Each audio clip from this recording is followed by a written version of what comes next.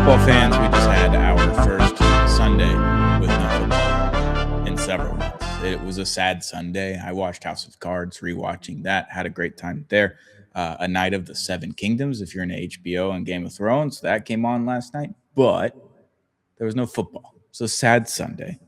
But it's a happy Monday because we are reminiscing on the 2025-2026 season, going through our top 5 games of the season, including the playoffs. I included 2 playoff games. I don't know what you did, Kush, but that's what I did. And we've got some actual football news to talk about. And welcome to our brand new YouTube channel at Play Action Takes. We love football. This is a football only channel. This is a Play Action Takes only channel. We're going to have clips, breakdowns, all the things on this new channel. So hit that subscribe button if you haven't already. It's a brand new channel, so you haven't. So this will be the first episode. Hit that subscribe button while you're here. Turn on the notification bell, and you can still get us on audio platforms like Apple and Spotify. We still got it there, but we got the new YouTube channel. I'm your host, Stone Strankman, joined always by Kush Patel. How we doing, brother? Man, we're doing great. I actually texted you, or you texted me like 3 days after the Super Bowl, and I'm over here sending all you guys, like football stuff on Twitter from Instagram and everything. Yeah. And this is a true story, by the way. Stone was actually like, Kush, can you stop sending me football stuff? It's Olympic hockey season right now. We got a whole bunch of other stuff going on, and man, I just can't help but to scratch the itch, man. Hey, and that's okay. Luckily, Kush, you're in a lucky position here. You have the one podcast you got to worry about here at Apollo HOU, Apollo Media. I've got 3. I got this. I got my hockey podcast, the Dallas Stars podcast, which we're covering the Winter Olympics right now. A lot of fun on Clean Sheet of Ice. And then we've got the Apollo NBA show. And we had a lot of drama this week in the NBA. Obviously, you have trade deadline the week before. And now we're getting into the All-Star break. And then we had KD Burner Gate last night. So it was just a little chaotic. And you're sending me like memes about football. I was like, I don't have the football brain right now. What are we talking about on Monday so I can prep for it? And I did my prep. I've got my football. I've got my football itch. It's still there. It's just not requiring a big itch right now, I think is what it is. Well, we had a lot of crazy stuff going on in basketball, hockey, all that stuff. Yeah. This morning we had some kind of crazy happen in the NFL. Yeah. Tyreek Hill cut by the Dolphins. Your immediate thoughts?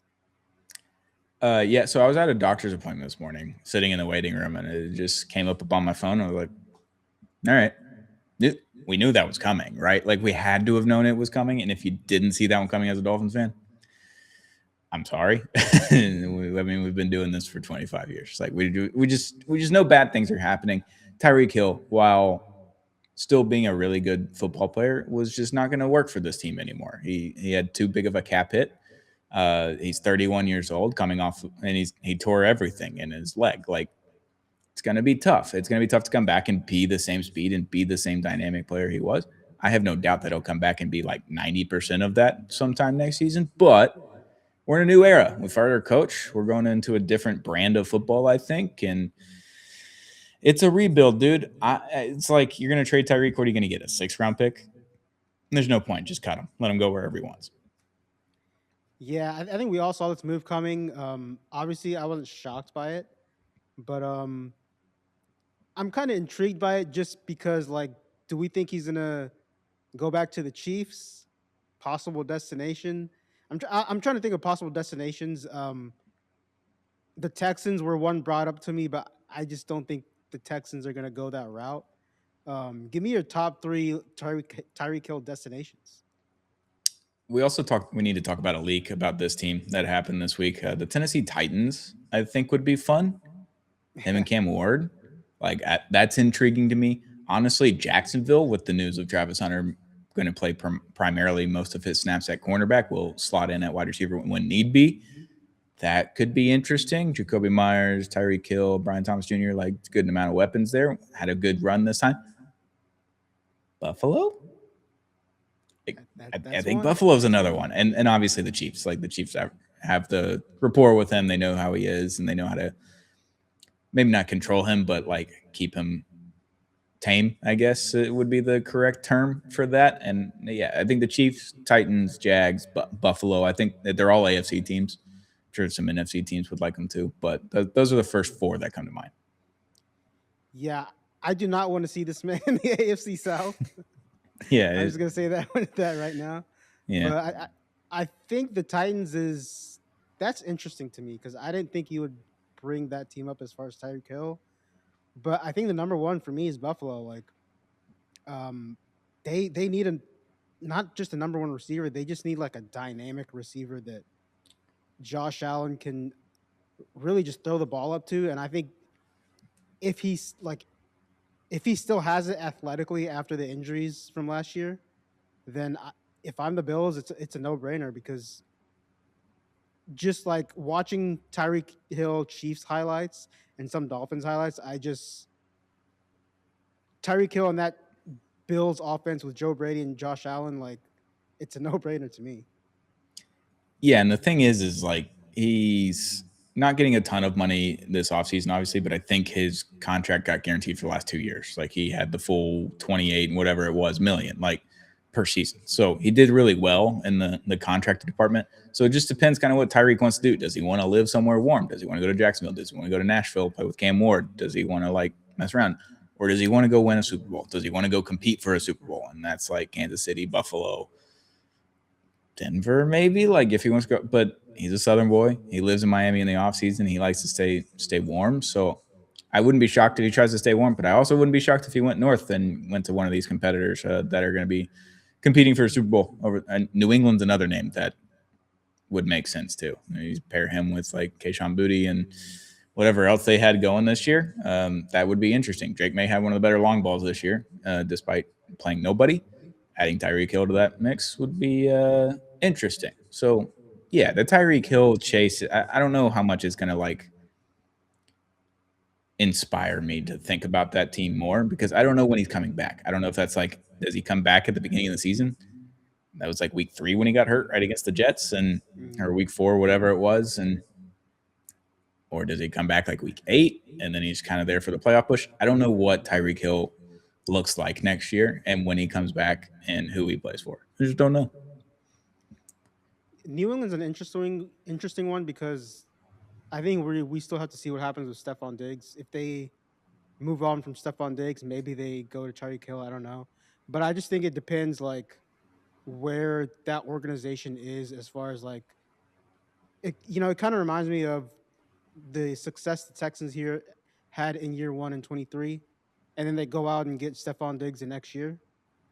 It'll be interesting to see if the Patriots kind of trust their GM and try to build through the draft, or do they, try to spend big money and get big money guys in there?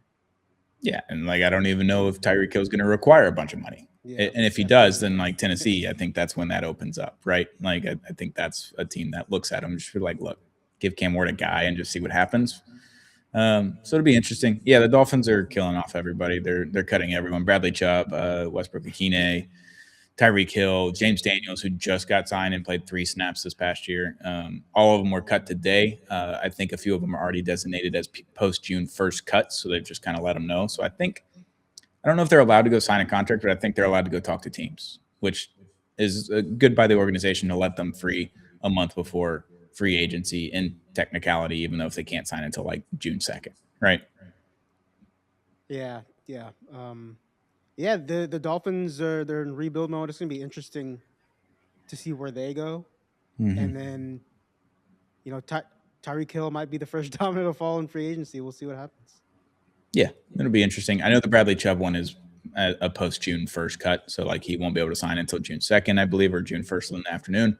Tyreek Hill, I have no idea if they're waiting until June 1st or not. So we'll see. And then 2 is the next domino. We know it's going to happen. It's whether they can take down his salary and pay a bunch of it down and trade him, or if they just cut him post June 1st. And we'll just have to wait and see. I know 2 is not coming back though, so it's going to be a new team And next year. It'll be interesting to see. draft is coming up, so maybe they're waiting till the draft to see what they can get for him. I don't know. Maybe. I have no idea. So that's Dolphins news. I don't. And then the other news that we saw is like the Tennessee Titans logo just dropped out of nowhere on Fanatics. Good job, Fanatics. Again, terrible organization after they sold the PE firm. Fanatics just like, hey, here's the logo. We already approved it. It's on some merch. Oh wait, I wasn't supposed to drop that yet. Sorry. What are we doing? Terrible. What do you think? The logo by itself, bad. Correct. Yeah, I don't love the logo, but I will say on the white helmets it looks cool. But Yeah. then the other part of me like is if we're gonna do like the colors and stuff, just use the Oilers because like we all know that that's what that organization wants to do. Just be the Tennessee Oilers. It is their organization, technically. It's their history, if you think about it. We could do a whole podcast on that. I'm not really It gonna get into technically it that. is. Like, I'm a fan of a team that moved from Minnesota down to Dallas. They're the Dallas Stars. They took away the North Stars, right? And they're just the Stars. I think it works. You got the Texas sky, you got stars at night, big and bright. You know, you got the whole thing up here, and it works, right?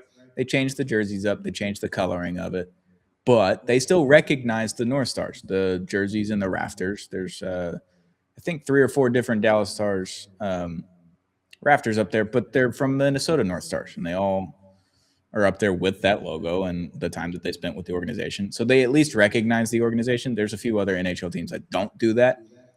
Tennessee Titans, I feel, are one of them that don't recognize the history of their franchise, however, want to wear the cool jerseys.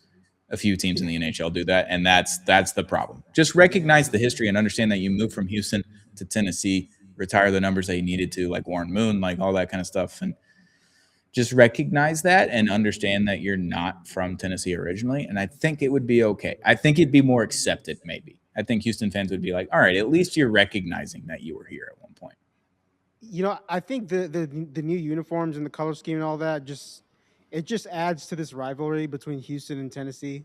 Sure. As far as I can remember, since I was a Texans fan, I mean, like growing up, my dad was a Oilers fan, obviously, right?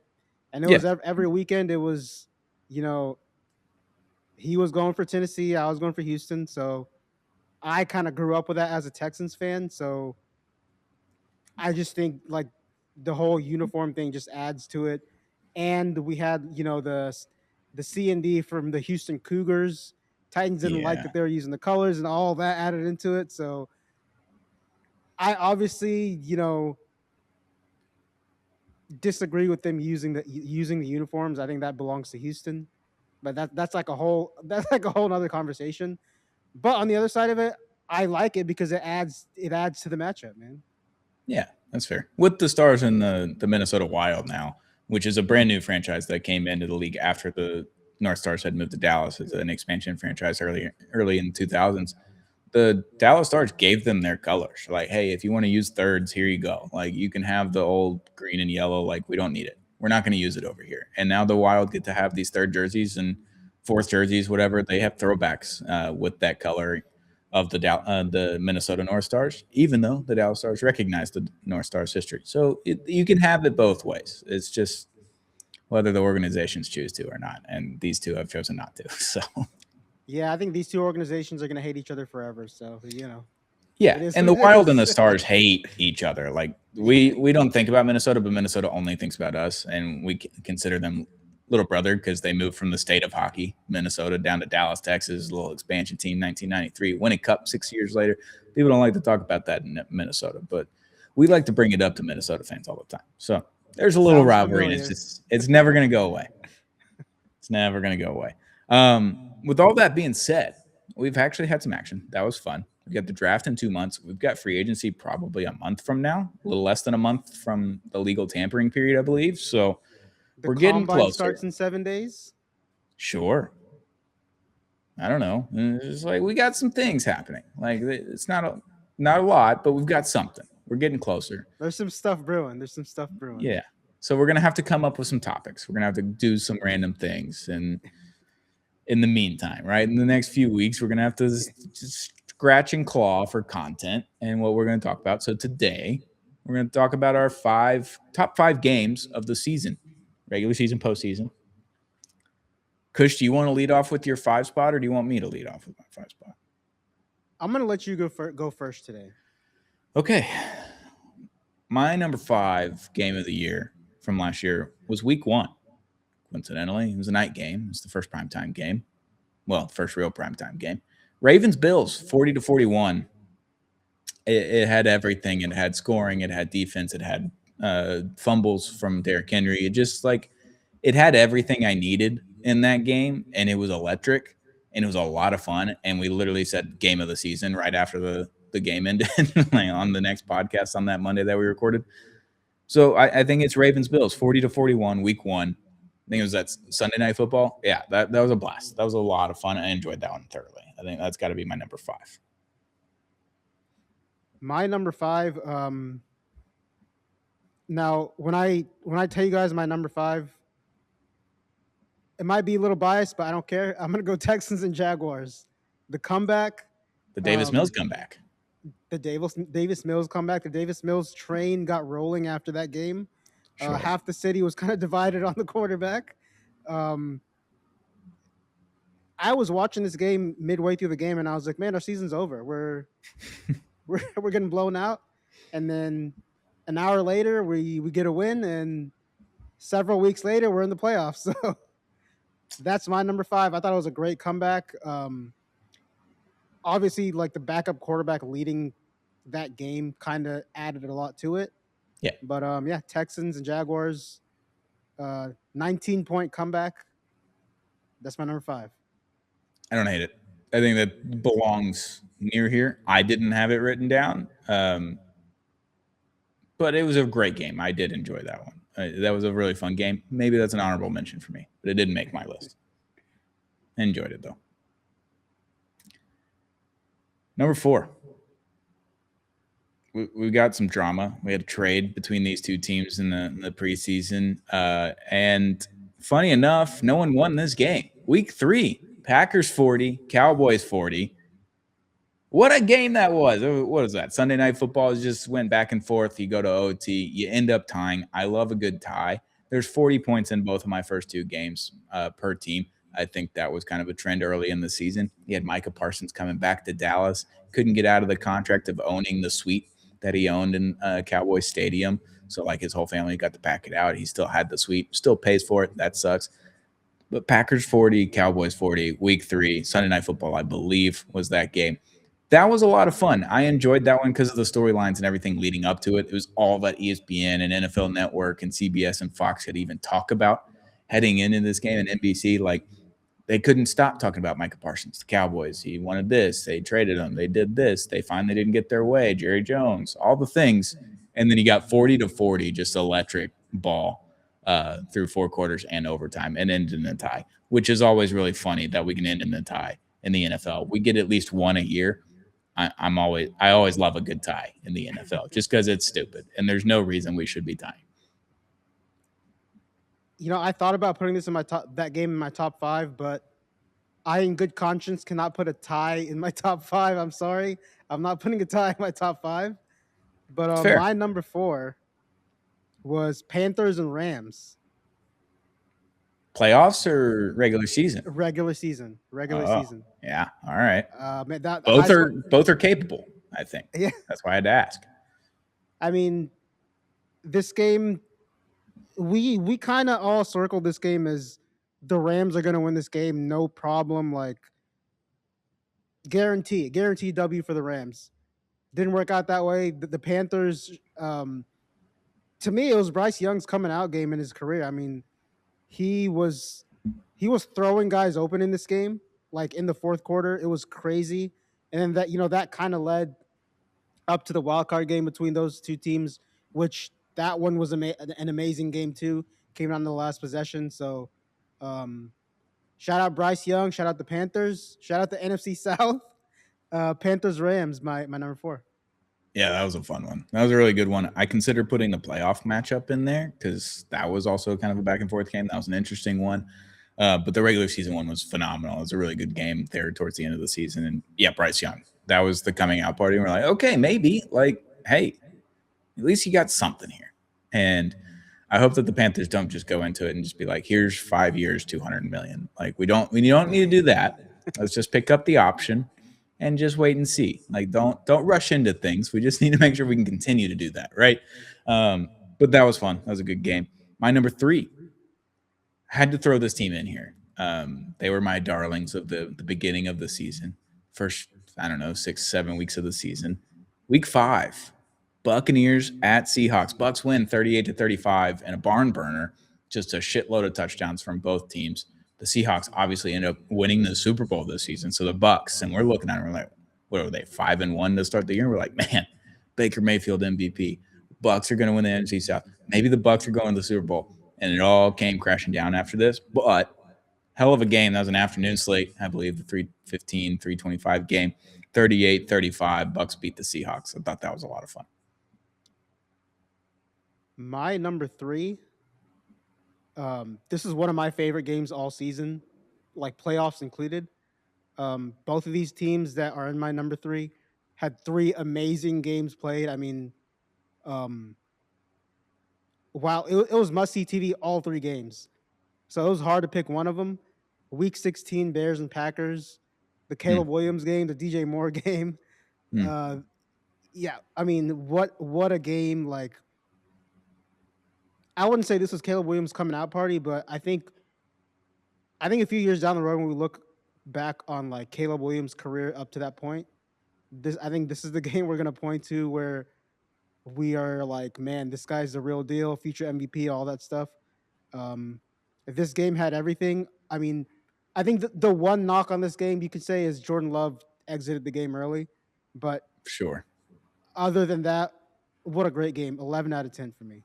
Bears Packers Week 16. Yeah, that might not have been the Caleb Williams coming out party, but that might have been the Ben Johnson coming out party. We're Yeah, like, okay, yeah, this might be really real. You know, I think that might have been what that game was.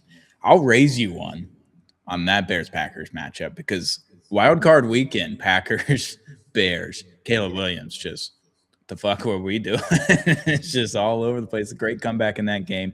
Wild card weekend was a lot of fun. Packers at Bears. This gave the Packers fans a bunch of hope. Obviously, you're looking at this team like, okay, we got our quarterback, we got our coach. Let's go win a Super Bowl because it was pretty wide open at this point. Obviously, it doesn't happen, but you beat the Packers in the playoffs, 2 out of 3 in the season. Aaron Rodgers, no more. Matt LaFleur, rumors that he's going to get fired, this, that, and the other. But you've got your head coach with the shortest handshake, post game handshake of all time with the other coach, too. Like, there was no love lost. You also got a, what, fuck the Packers in the post game speech we after did. this Yeah, game, yeah, too. we did. So it just had a little bit of everything, a little bit of drama off the field, but the We had on the the field cheese product. grater. We had the cheese grater hats too. Oh, Awesome. and Caleb Awesome. Williams cheese grated a block of cheese faster than I've ever seen anyone grate some cheese. That was incredible. Like everything about this game just screamed Packers Bears to its core. And you had all the drama off the field and then the drama on the field with the big comeback there. I thought that was a phenomenal game. And it was wild card weekend and it was cold as hell. It was the perfect football game for me. And it was number 2, which is very funny. Yeah, my number two. I might get some criticism for this because of what my number one's going to be. But Sure. my number two is Bills and Ravens Week 1. Hmm. Amazing shootout game, for like 80 points scored, something like that. Yeah. The Derrick Henry fumble. Um, I think after that game, both of us were convinced that these were the two teams that were going to face off for a trip to go to the Super Bowl. Obviously, that didn't happen. The Yeah. Ravens kind of fell flat, didn't make the playoffs. The Bills were like up and down and up and down, and obviously they faltered in the divisional round against the Broncos. But at the time, we were like, man, we have to see this matchup again in the playoffs. It was awesome. That was a magical game. Like I said at Yeah, the beginning, like it was week 1 and like week 1 was like pretty good. It wasn't like spectacular. I don't think there was anything like super crazy that week, but it was just football. Football was back. It didn't matter, right? And then you have that Sunday night to cap it off, and you're like, oh shit, that was game of the year. It was week 1. It started the momentum of like chaotic weekends to come through it the really first did. what? Yeah, it really did. I mean, it lasted all season. There was comebacks, there was weird games, there was wonky things, there was overtime games. Like it had everything this season, and that was, I think, the game that kind of kick started it off. So I don't hate it being this high for you. Mine was just lower because I have it. It was week 1 of the regular season. Stakes weren't super high. There weren't a ton of like storylines heading into this. It obviously AFC championship mentality here. You got Josh Allen versus Lamar Jackson MVP kind of stuff, conversations happening into it. But with Packers Cowboys, like that had the Micah Parsons thing that was directly related to both teams, and it went Yeah. to 40, and they both scored 40 points. That's the only reason it went higher. than Ravens Bills. But I love that Ravens Bills game. It was phenomenal. I might watch it again when I get the football itch. Yeah, that game was amazing. I want you to give me your number one first. Okay. Number one, divisional round matchup, Bills 30, Broncos 33, overtime game. It had it all, man. It had it all. There was turnovers, there was chaos, there's controversial calls. Like everything's on the line as well. A Super Bowl trip, if you really look at it, it's kind of on the line. And then right after the game, Bo Nix is his ankle's just broken off of his foot. Like he just had no idea what that was happening, and that just adds to the lore of this game because you move on to the AFC Championship game. If you win this one, it goes to overtime. You had a lot of points, you had a lot of turnovers. The controversial interception, non-interception call should have been a catch, should have been an interception. You had that.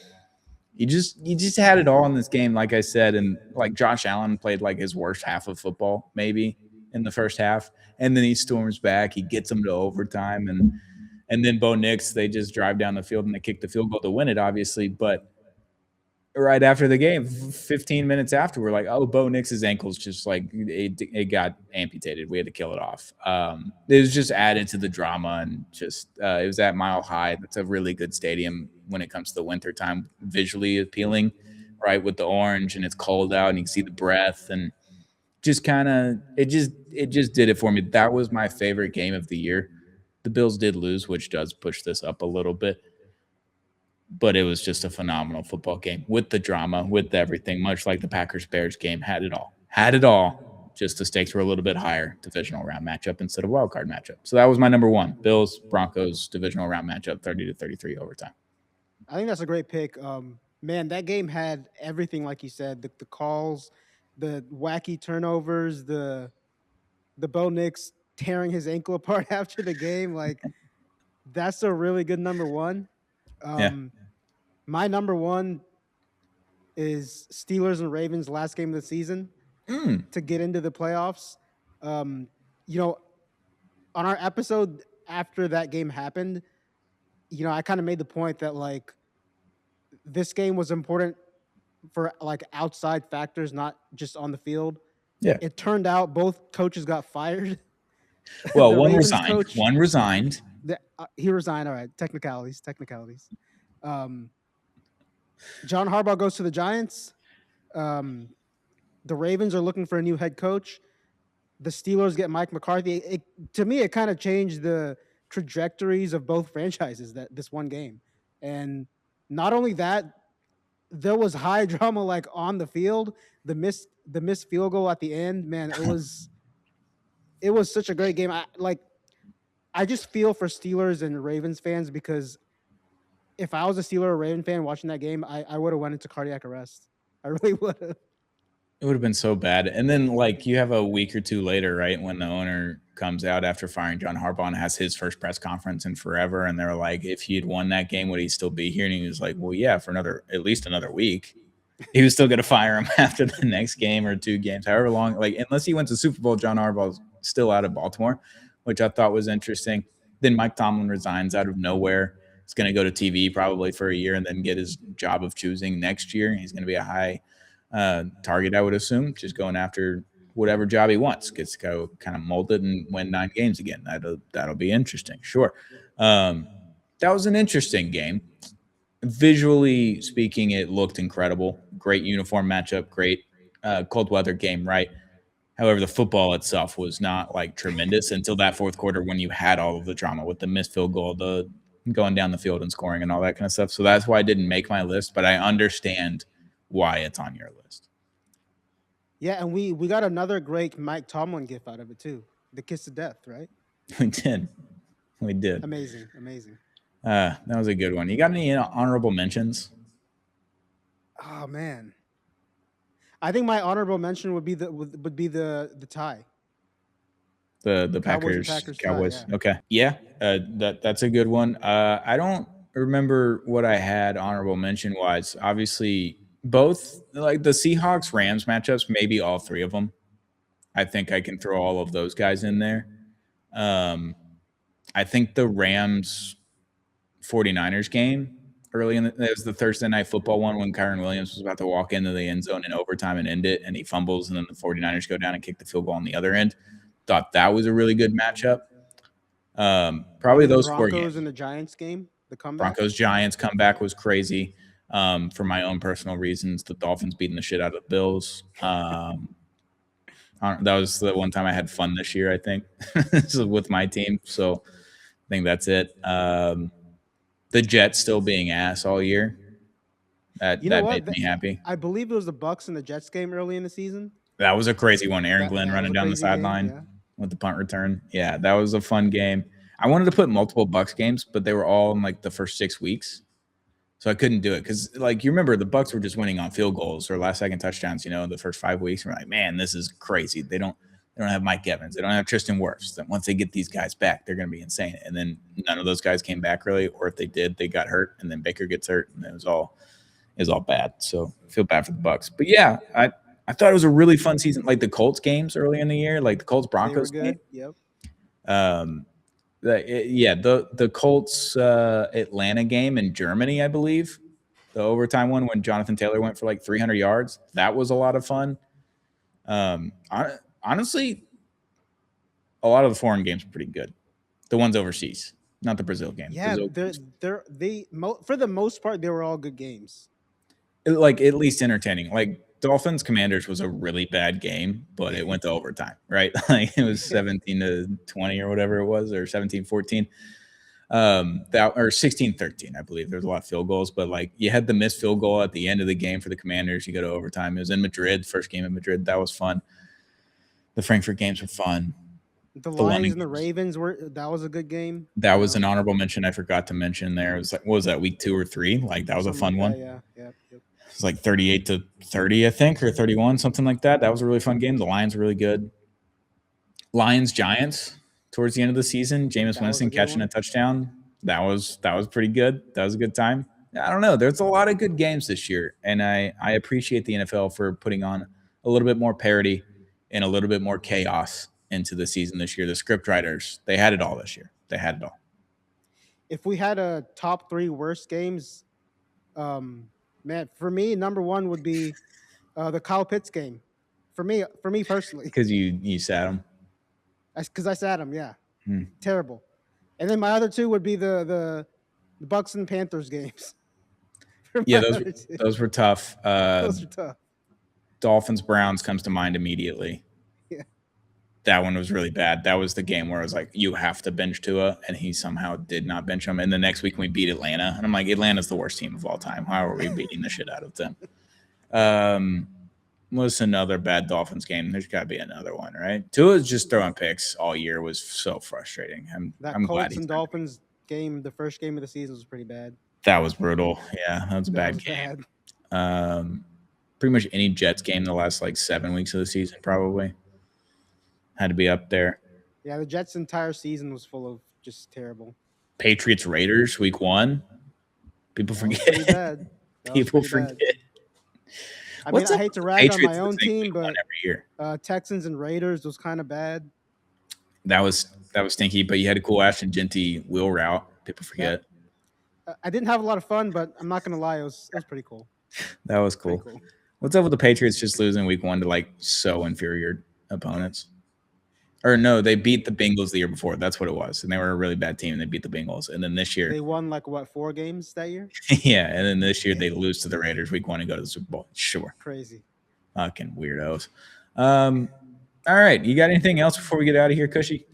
I don't. We have the combine in 7 days.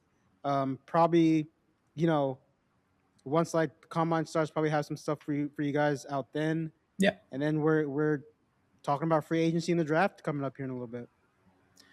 Yeah, it'll be fun. We're a little less than a month, I think, from the legal tampering window in the NFL, and the new league season, I think, is March 15th. So we're less than 30 days away from that.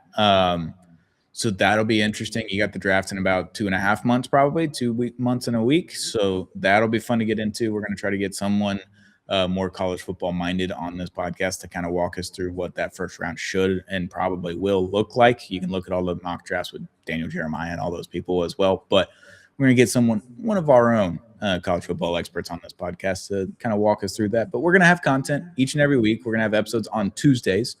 We're going to record on Mondays, upload them on Tuesdays. We're going to talk about any news that happens throughout the week and catch up over the weekend like we had today with the Dolphins and the Titans, obviously. And then other than that, we're going to have to come up with random topics. So if you have suggestions, leave them in the comment section. Hit that subscribe button on Play Action Takes on YouTube. Subscribe to us on audio platforms like Apple and Spotify. It's a Play Action Takes only channel now. We're no longer on the Apollo HOU channel, but we're still a part of the Apollo Media podcast network. So we're not leaving. We're just on a different place. We're separating it. So football fans, you can come find us. If you're interested in all the other Houston content, go to Apollo HOU, subscribe to them. And without further ado, that's it. Play Action Takes, Apollo Media's NFL podcast. We'll be back next week with another episode.